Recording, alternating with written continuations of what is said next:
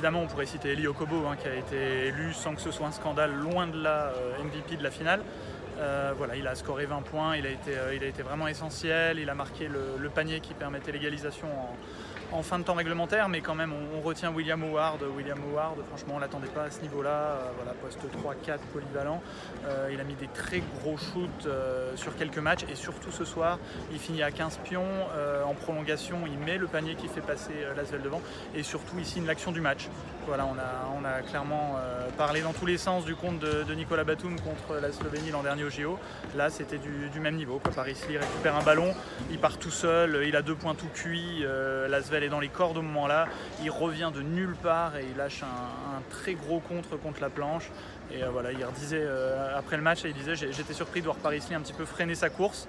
Et voilà, il allait le cueillir et franchement il a été majeur pour permettre à l'Asvel de remporter ce titre.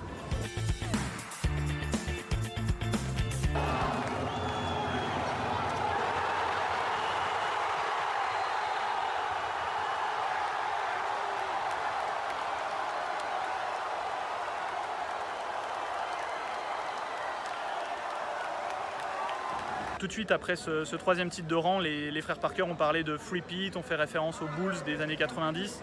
Ça signifie beaucoup pour eux et ce qui est sûr, c'est que ce troisième titre de suite, puisqu'en 2020 il y avait le Covid qui a arrêté le championnat, et c'est l'un des enseignements majeurs, c'est que le choix de Tony Parker de mettre son frère cadet TJ, qui était alors sans expérience en tant que numéro 1 sur un banc, ça a été un choix payant en termes de résultats en tout cas. Il y a eu doublé la saison passée entre Coupe de France et championnat. Et là cette saison, même si tout n'a pas été parfait en Euroleague, loin de là, l'Asvel finit championne, elle bat un gros Monaco. Et ça donne du crédit au jeune coach. Mine de rien, voilà, Tony a tenu à rappeler que sur l'une des dernières possessions décisives en prolongation, il a misé sur William Howard, qui est loin d'être l'option prioritaire normalement, pour prendre ce tir. Et voilà, ça c'était un choix de TJ de mettre en place ce système-là.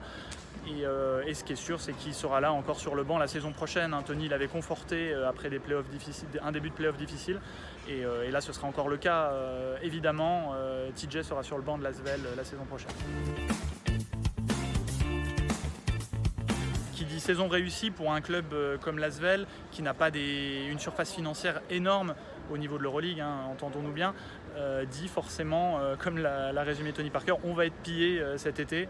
Donc voilà, lui tout de suite il a annoncé qu'Eli Okobo et Chris Jones, qui se sont évidemment mis en évidence là sur ces playoffs, et pas que, vont partir cet été.